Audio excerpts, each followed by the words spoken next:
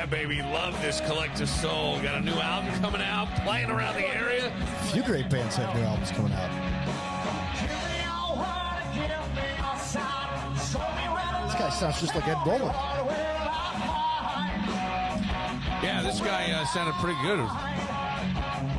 I'm looking at him 30, 40 pounds ago.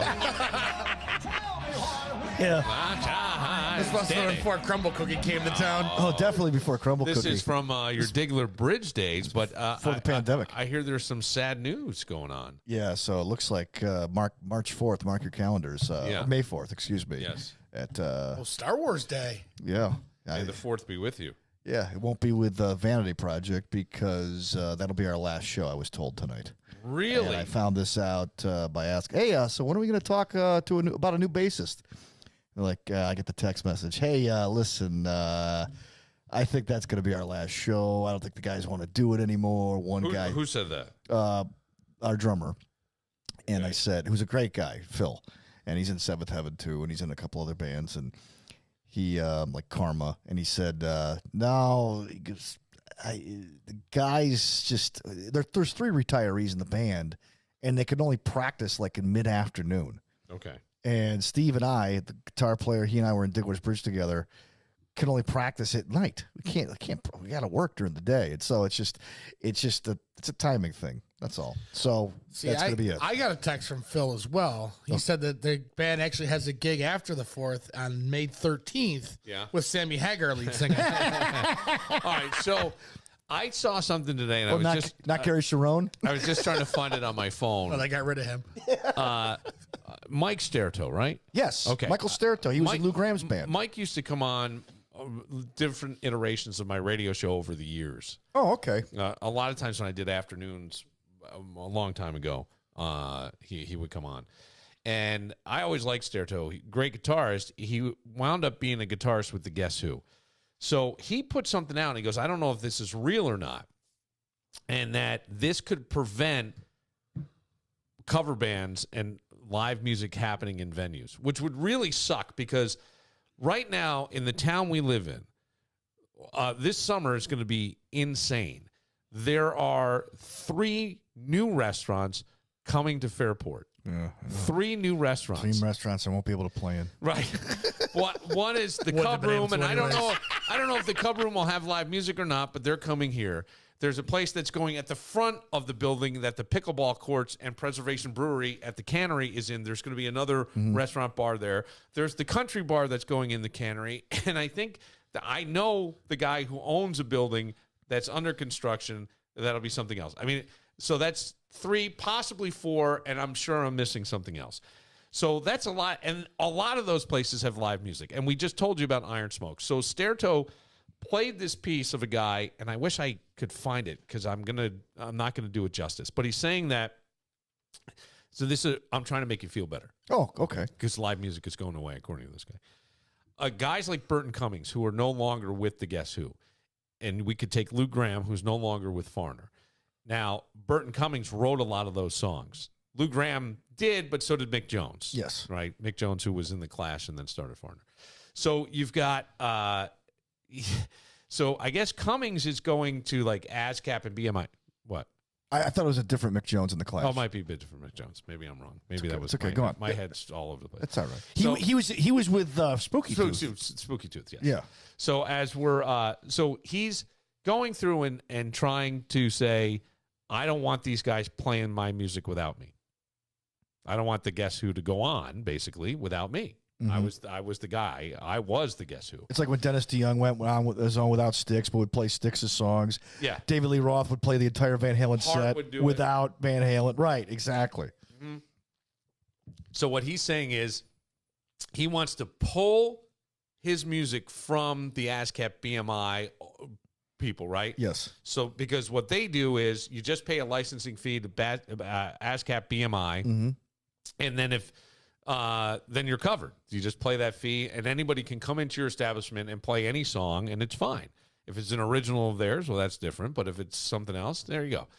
And he's saying he wants to try to pull the, and I guess he's been successful because the Guess Who had a show canceled like the night before. And the guy's going, this is terrible because so many jobs are affected. Parking attendants, right? People who are ushers, security, concessions, T-shirts. All that stuff where people make money didn't happen. And he thinks it's because Burton Cummings has been successful in pulling his music from ASCAP BMI or whatever the POVs or POV's point of view, and that's usually in porn. But so funny you know that. Well, what I'm trying to say is I don't know what he was using a different term for PROs or whatever. I think it was PRO. He's saying he's pulling it from the PROs. So that way, if you want to use that music, he can charge an astronomical licensing fee to you, and nobody's going to want to pay it. And if they pay it, then he can put a cease and desist. It would really be hard for him to know that, let's say, at Iron Smoke Distillery, someone got up and did a Guess Who song. And somebody calls him Burton Cummings. Right. Hey, yes. Listen. But what they're saying 10%? Is, if you got you won't believe what they did, what Tyler Norton did the other night. He played No Sugar Tonight in my coffee. That's right. Yeah. No sugar is that my tea? Yeah. So you could charge him $10,000. Could that hit the jukebox too? Because isn't the jukebox under that same Sure, yeah. So what he's saying is, like, they may just BMI? take away the live music. I don't know about that stuff because there's usually... But so you could take Burton Cummings music out of there. What you can't do is probably know if Diggler's Bridge or whatever iteration of band Danny's in is going to jump up and play a Guess Who song. You may have to preview the playlist. It probably won't happen, but it's an interesting thing. It's not going to happen because he's doing it to screw the Guess band. Who. Yeah. That's what this is about. There's not people clamoring to hear the Guess Who. There aren't enough people on the planet who want to hear the Guess Who. I mean, they play county fairs, and that's great. Good for them. Congratulations. That's awesome. But you know what? These guys are going to pull their rights because they just don't want the band to go on without them. That's what this is about. This isn't going to pack live music. No. Because it's not going to happen. They're still going to eventually. The bands are going to screw over the band and say, okay, I want my money from ASCAP because we need it. We need the royalty money. Right. You know who's got a band and who doesn't? The Guess Who. You know who doesn't? Dan Barillo. That's fair. That's fair. You're right. So don't shit on the Guess Who. Okay, I won't. Canadians. Hosers. I must have done something. I really missed the Tragically Hip. I'm looking at something in the recording that didn't go right. There's some tragically hip cover band coming here around. Strictly Hip, probably. No, I don't think it was Not them. them? It was a different one. All right, well, soon. I don't know if this is his way of getting revenge for them going on or not. What are the point? What are you going to do? Are you going to find another band, or is this it? You going to retire? I'm done. You're done? I'm done. No acoustic, no nothing? I've had enough. Unless some band wants to come and say, hey, Dan, you want to sing for us? How about Dan and Beth? No. I love my wife dearly. Oh, no. do you? Tell us why, Dad. No. Tell us why. Can't work with your No, wife? I just don't think she has the time to do it. Okay. I'd have to learn about, first of all, I'm not the greatest guitar player. So I'd have to bring somebody else in. I can play rhythm, but I'm not a lead guitarist, okay? So we have to bring in somebody else to play lead, and I have a guy who would do that. And then we have to learn all these songs that Beth would know. But you're talking about playing acoustically, and to be honest with you, acoustic shows are like background noise. Nobody's watching you. They're just kind of eating and drinking and just having a good. They don't care that the band that's up there, but you got a drummer back there. All of a sudden, people pay attention. Yeah, and it's a lot of work. And I don't know if I have the strength to just go and do that again and start from scratch. The strength. He doesn't want to play. He just doesn't want to play with Beth. I can play. My wife's more talented than I am, and she's a powerhouse. We know. She could play 7 instruments. She could sing amazingly. But it's just hard. It's a lot of work. Now, if a band came to me with 90s type of music and said, hey, could you sing for us? I would look at it and say, yeah, this looks like a great opportunity. Sure, I'll do that. But as far as starting a band from scratch goes, no. I might have a band that needs a singer. Okay. Who's that? Stephanie Ide's band might need a singer. I've sung with Stephanie Ide's band on Halloween. Yeah. Yeah. Well, they that may be your next gig. Maybe. Oh, God, We'll see. this would be great. But as That far would as be like a Billified band. That's The Billified House Band? Yes. I'll tell you what. Be like the Paul Schaefer of Billified. I'll tell you what, if you could find a place to practice and a bunch of people who actually are talented and want to actually start a 90s We cover just band, talked about this right now. We just gave you 2 people. then let's and they have a place if they to show practice. up and like, well, okay, I might be game for that. All right. I might be game for that. It's coming out of retirement. Band. It's coming out of retirement. But it's hard starting a band. It's hard booking gigs, and like not to mention it's a pain. Ask anybody who plays ask Randy Fluker, man. Randy Fluker will tell you all about how hard it is. I think Randy's going to come on next week. He's got a huge thing that he's announcing. I think they're rolling it out at the end of this week. Today, actually. Is it his Fluker Fest? Tonight. And then he'll be in next week. It is not Fluker Fest. Oh, wow. Okay. Speaking of revenge, we just had a total solar eclipse that has been heavy on my mind, the solar eclipse, to the point where I am now trying to wrestle with the philosophical question: did God create, or is God in the creation? In other words, did God step back and create everything, or is God in the creation of everything? And my mind is he's in the creation of everything that's always evolving. And I say that because you don't come here and start over. It's evolving. You pick up where others left off. Okay. So I believe God created everything. And I think his fingerprint is on everything. But is he, well, right. But did he create it and let it go? Or did he create it and it's ever expanding and ever evolving? And I would say it's ever expanding and ever evolving. Okay. And it takes care of itself. So this is a long philosophical question, but that's been my thing. A lot going on there. But yes, there is. Especially on OJ Day. This is a heavy thing that I've been talking to people about. Yeah, my band just broke up, and now you want to hit me with this? I'm going to write some stuff, and I'm going to read some philosophy, but I'm going to come to my conclusion first. I have to do that. Okay. However, we had that, and we know that hotels were charging more money because they could. Law, supply, and demand. Yeah. On Reddit, a woman tells a story that she booked a hotel room very far in advance in an area, she won't say where it is, that was going to be in totality. And she got a very cheap rate, cheaper than the $490 motel. The overnight or the hourly? Overnight. Okay. She got a $65 rate, according to her on Reddit. Okay. Which I guess it could possibly be off season. That just seems really low. We would need to know where she was. But she doesn't say. Right. And because what she claims the room rate went to is light years ahead. So she said that she received a notice from the hotel that a room had been canceled due to a quote unquote computer error. Okay. Mm-hmm. And she writes this all out on social media. And when she checked back with the hotel, she then discovered that every room in the hotel had been jacked up to $700 a night. Now, I don't know how you convince somebody a $65 because I have family that works in those places. It works in high-end places. Like where my brother is, you could pay up to $1,000 a night to stay at the resort he's part of, and he's the head sales guy. And he's been brought in to... shouldn't say this, but he's been brought in to consult on Canandaigua Inn on the Lake and has told them that they undercharge at $600 or $400 a night. Okay. So I'm just saying, like, those are they're never charging $65 a night ever. No. At any point in the season are they charging $65 a night.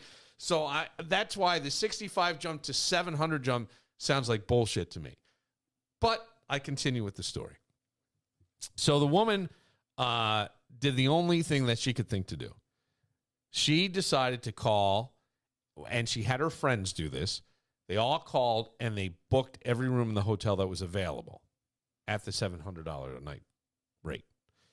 And they waited until the free cancellation time of 4 p.m. the day before. And they canceled all of them. So on Sunday at 3:30, they called and canceled all the rooms that they had. Now, I don't know where this is.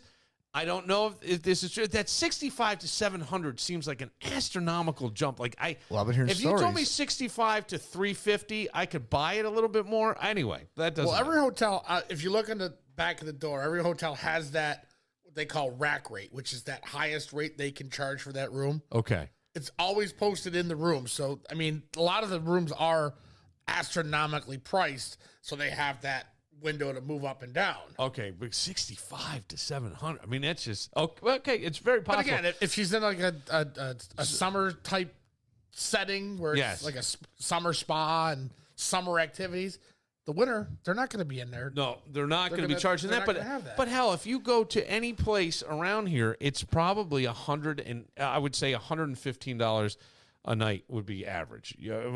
Take any hotel. Right. That's what I'm thinking. And you go to every cold ass place with hockey. See, the hotel we stay at when we stay in Lake Placid, we get in the winter, we get it for like $200 a night. Okay. In the summer, I looked at it one year just because I'm like, hey, let's go back. Yeah. In summer, when it's not, minus 50 degrees there, 60. take it around 600 to me. $675 a night 675 a night. Yeah. for the same hotel, same Right room, on the everything. lake. Right. right No? across the street. Right across. So I need Trivago. No, just joking. Well, all right. So by the time midnight, which would be the morning of the eclipse, came around, the hotel appeared to have plenty of vacancies. So is this a good revenge? Because I could see the satisfaction in being pissed off. I mean, it's pretty shitty to say we had a computer error and not. That's not the first time I've heard that happened. I have never heard of that happening, but again, that doesn't mean it doesn't. I forgot where I was where I heard that there were hotels that were just canceling people and then jacking up the rates. Seems fucking petty to me. It's It's terrible. petty, If you planned your trip and you were smart enough to have the foresight, look, my sister's trying now to book Airbnb, and 2 years out for the eclipse in Portugal. Mm-hmm. They won't do it. Okay. They will not allow. They say it's too far out, and sure it is because they don't know what they can. I'm sure you're waiting to see what is your competition going to do. What are the hotels going to do? What's the other? What pandemic are they going to release? Yeah, or whatever.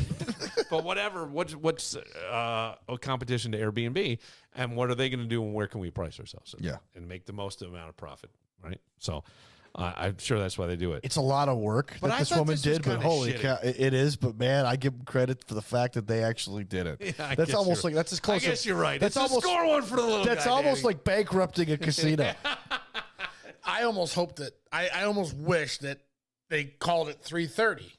Yeah. I wish that one or two were a little late. Yeah. And they're stuck with, 3 rooms at $700 a night Yeah. just for being petty assholes. Yeah, there is something about the petty asshole that I feel you on that. I don't know why. It's conflicting because I get your frustration and it is a shitty thing, but I don't know. I go, well, I got screwed on this one. Yeah. Well, moving on. But that is a lot of work, and you got to this woman. And this is a woman, and I'm saying it, ladies. This is a woman. No guy is calling up, hey, Dan, do me a favor. Call this hotel and book a room. Well, actually, now that I think about it, I just thought of 4 guys I could see getting that call from. Mm-hmm. I almost wonder if this is also crap that she maybe have booked this room not at $65, but at something else, and was second-handing it, putting it on Facebook Market or whatever. Who needs a room? Oh, Dan needs a room. Pay me $800. So you're subletting your hotel room. You're subletting your hotel room. That's interesting. Never thought of that. But you'd have to be a really hot event. Oh, yeah. Like the solar eclipse that you really wanted to get to. And I'm paying the $65 rate, but I'm going to charge you $700. You pay me, and then I'll just leave my credit card there. Yeah. All incidentals, everything on me. Just pay me the $700. Oh, I'd incidental the shit out of that card. Incidentals up to $100. How about that? That's 2 bottles of water and a bag of nuts in the fridge. I'll tell you, when I used to Lyft drive, it was one Valentine's Day, I think it was 2016 or something. I drove a couple. They were in separate houses. Both had rings on to the 490 motel. Oh. Yeah. Oh. Yeah, I enabled an affair. Didn't know it at the time.